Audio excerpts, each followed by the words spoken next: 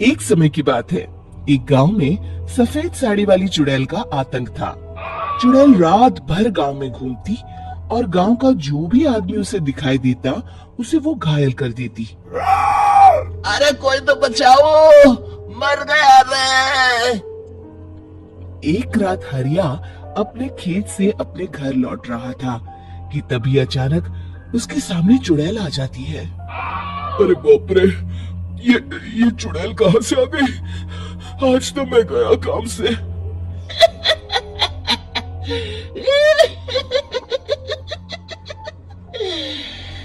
आज मुझे मेरा शिकार मिल गया। अरे चुड़ैल दीदी, मुझे छोड़ दो। जैसे ही चुड़ैल हरिया की तरफ बढ़ती है, हरिया वहां से भाग जाता है और अपने घर के दरवाजे पे पहुंचता है। अरे भगवान, जल्दी से दरवाजा खोलो, मेरे पीछे चुड़ैल पड़ी है। हरिया की पत्नी जल्दी से दरवाजा खोल देती है। अरे आप इतना हाफ क्यों रहे हैं? अरे मेरे पीछे चुड़ैल पड़ी है, आज तो मैं बाल बाल बच गया। जल्दी से सभी दरवाजे और सभी खिड़कियों को बंद करके बत्ती बुझा दो। तभी चुड़ैल हरिया के घर के पास पहुंच जाती है। अरे वो आदमी कहाँ गायब हो गया? मैं भी देखती हूँ आखिर कब तक बचेगा। मैं अपने शिकार को इतनी आसानी से नहीं छोड़ती। इतना कहकर चुड़ैल वहां से चली जाती है। वहीं दूसरी तरफ हरिया और उसकी पत्नी दोनों अपने घर की खिड़की से ये सब देख रहे होते हैं। अरे बाप रे, ये तो बड़ी डरावनी चुड़ैल थी। अगले दिन ये बात आग की तरह पूरे गांव में फैल जाती है और धीरे धीरे लोग चुड़ैल के डर के मारे शाम होते ही अपने घरों से बाहर निकलना बंद कर देते हैं। कुछ दिनों के बाद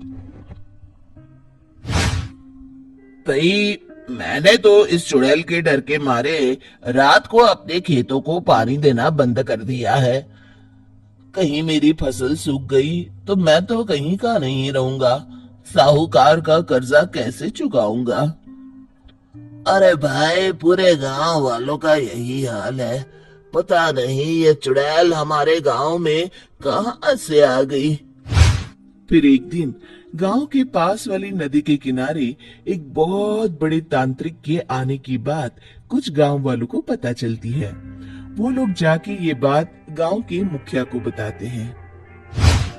मुखिया जी, नदी के किनारे एक बहुत ही पहुंचे हुए तांत्रिक बाबा आए हैं। हमें उनसे मदद मांगनी चाहिए। मैंने सुना है वो बड़े बड़े भूतों और चुड़ैलों को अपने वश में कर लेते हैं।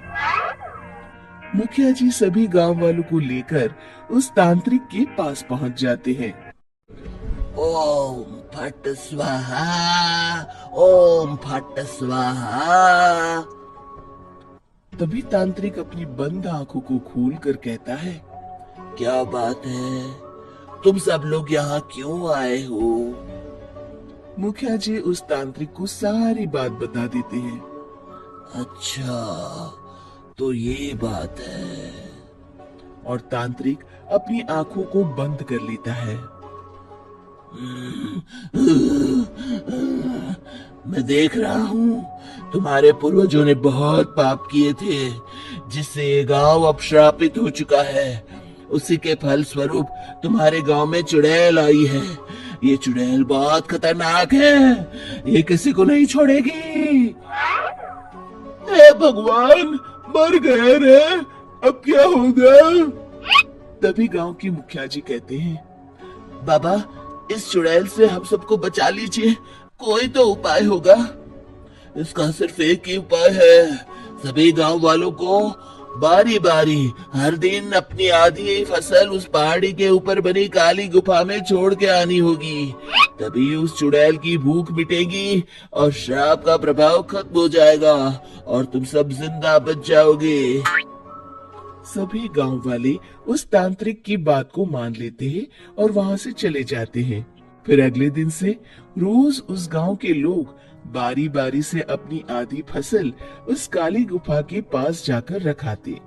कुछ दिनों बाद हरिया की बारी आती है। बाप रे, आज तो मेरी बारी है उस काली गुफा में जाने की। क्या करूं? वो तो बड़ी खतरनाक चुड़ैल है। मेरे तो हाथ पैर कांप रहे हैं। फिर हरिया डरते डरते अनाज की बोरियां अपनी बैलगाड़ी में लाद देता है। तभी हरिया की पत्नी उससे कहती है, देखो जी, संभल के जाना और किसी भी हालत में शाम होने से पहले वापस आ जाना। उस चुड़ैल का कोई भरोसा नहीं है जी।